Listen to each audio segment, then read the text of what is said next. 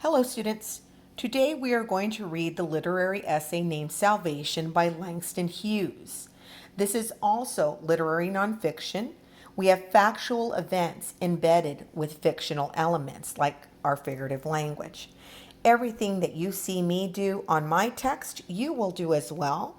Please pause this video as you need to fill in the gaps and answer questions. Let's begin. First thing I need you to do, let's make a little key on the top. I need you to put a little squiggly line and write figurative language.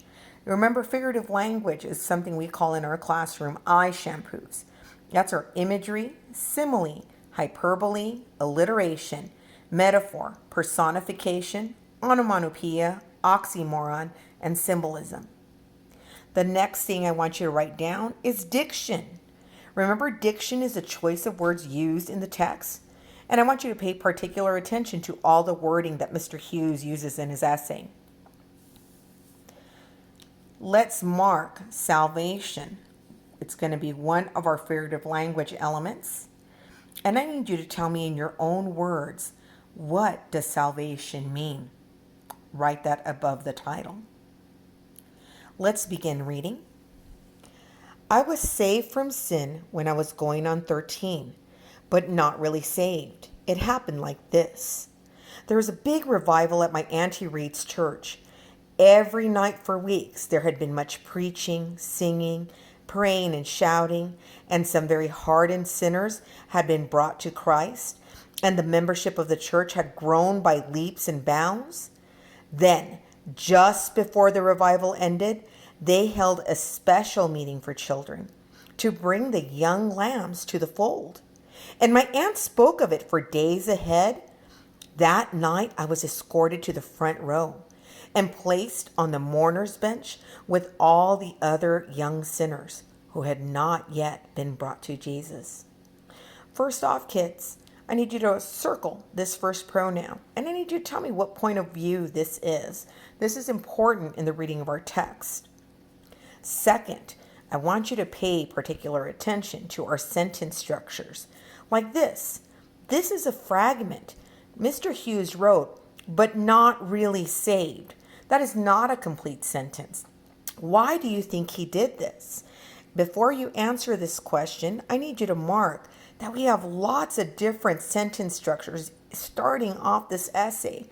Let's go over to question 1 and answer that real quick. This will be the only question we answer from this set of questions. Mr. Hughes varies the length and structure of his sentences throughout the essay. How does this variety capture and reinforce the rhythm, that is the sound, and the drama, how we feel something, of the evening's events of the revival he's at? Please explain this in your own words. If you are stuck with this question and you don't know what these two words are, please define these at this moment. Revival and mourners are two key words we're going to see throughout our text. The next thing I need you to mark off, I want you to highlight they held a special meeting for children. Do you think this foreshadows what might happen later on? This is a special service just for the children of the church. Let's continue our story. My aunt told me that when you were saved, you saw a light.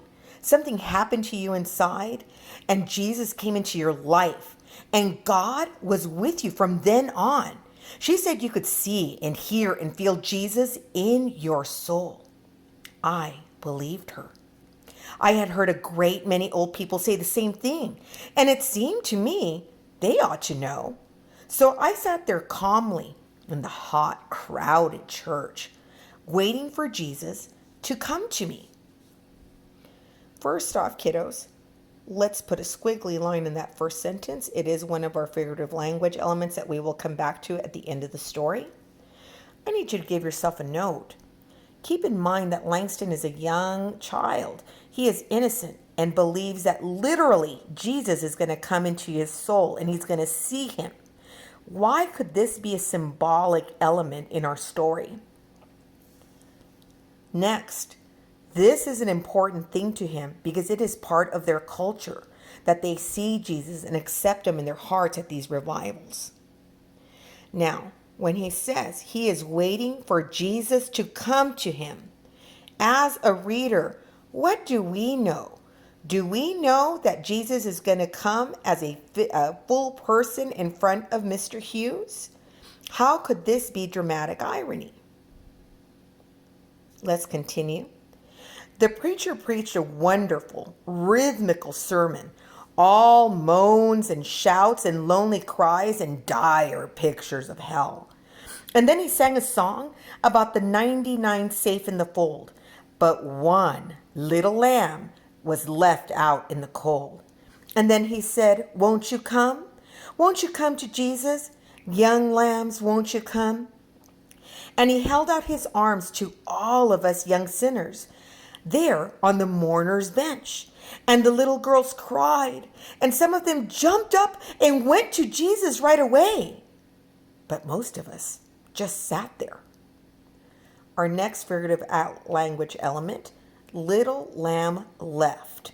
Please circle those beginning consonants and mark them. Again, we're going to come to them at the end of our story with our figurative language. I need you to put a little note next to this paragraph. Children are considered lambs in Christianity because of their innocence. Next, I want you to underline, but most of us just sat there. Why do you think they are sitting there? Do you think there is hope at this moment with these children? Please explain these two questions after this paragraph. A great many old people came and knelt around us and prayed. Old women with jet black faces and braided hair. Old men with work gnarled hands. And the church sang a song about the lower lights are burning. Some poor sinners to be saved. And the whole building rocked with prayer and song. Please mark, the building rocked with prayer and song. They want us to imagine how loudly they are singing, how everyone in this church takes this moment very seriously. Again, remember to write down every note that I have. And Mr. Langston Hughes says, "Still, I kept waiting to see Jesus." Please mark this. This is an important part of our text in our story. There is the feeling of fear now. Why do you think? Finally, all the young people had gone to the altar and were saved, but one boy and me. He was a rounder son named Wesley. Wesley and I were surrounded by sisters and deacons praying. It was very hot in the church and getting late now.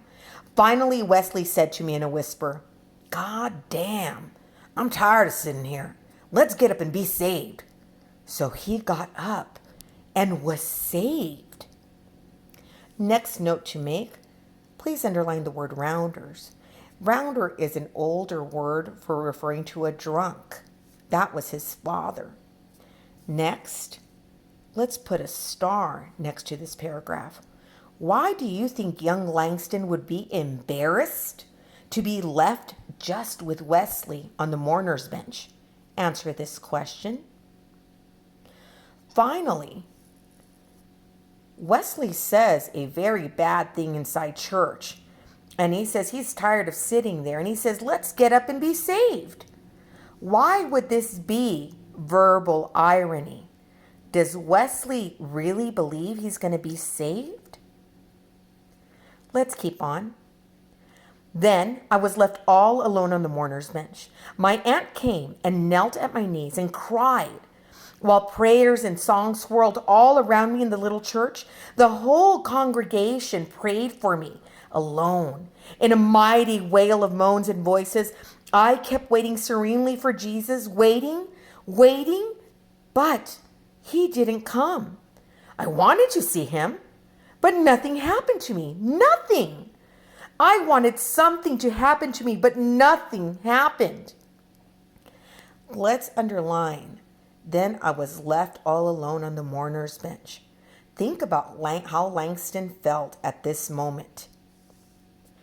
Then he said nothing was happening. He kept waiting after everybody is crying and praying. How do you think he feels at this moment that he's alone on the bench and everyone is praying and he's feeling nothing? Please answer this question. I heard the songs and the minister saying, "Why don't you come? My dear child, why don't you come to Jesus?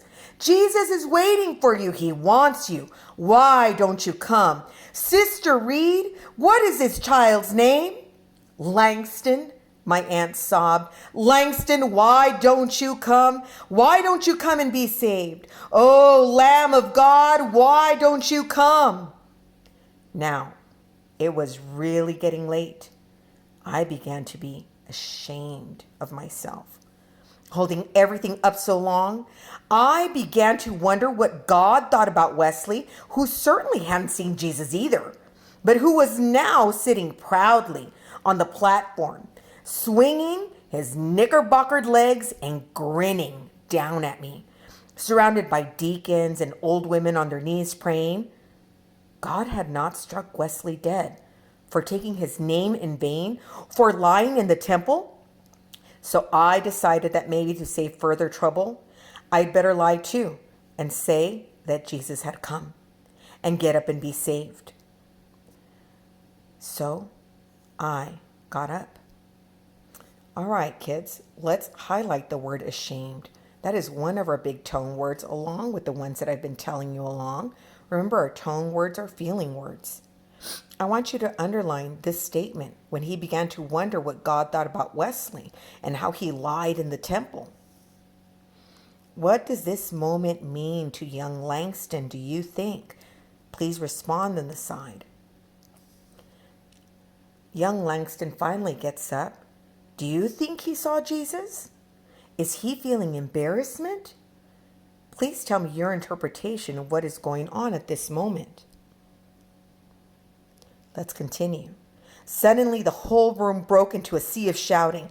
As they saw me rise, waves of rejoicing swept the place. Women leaped in the air. My aunt threw her arms around me. The minister took me by the hand and led me to the platform.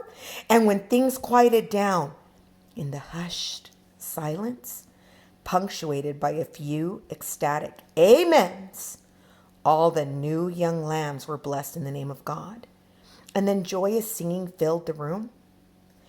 That night, for the first time in my life, but one for when I was a big boy, 12 years old, I cried.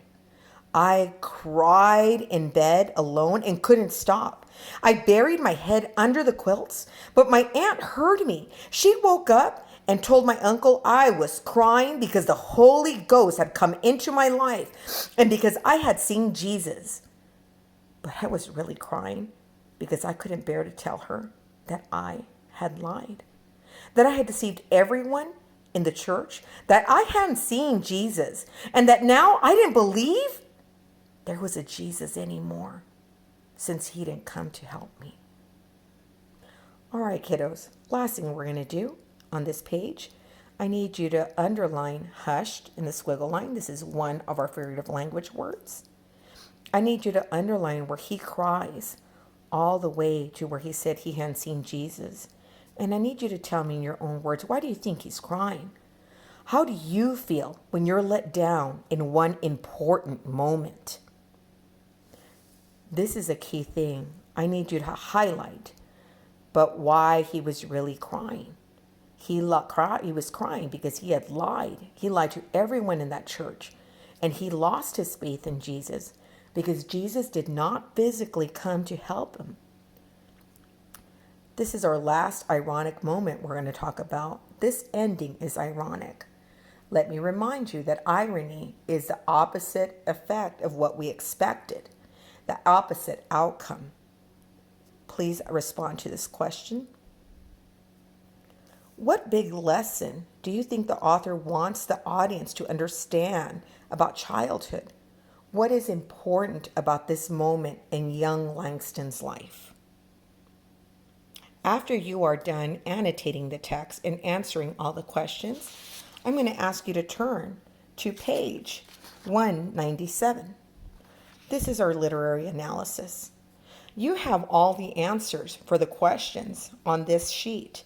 If you took all the notes and responded to the things that I was asking you to pay attention to while we were reading, please mark out simile and personification. We are not going to have that in our eye shampoos.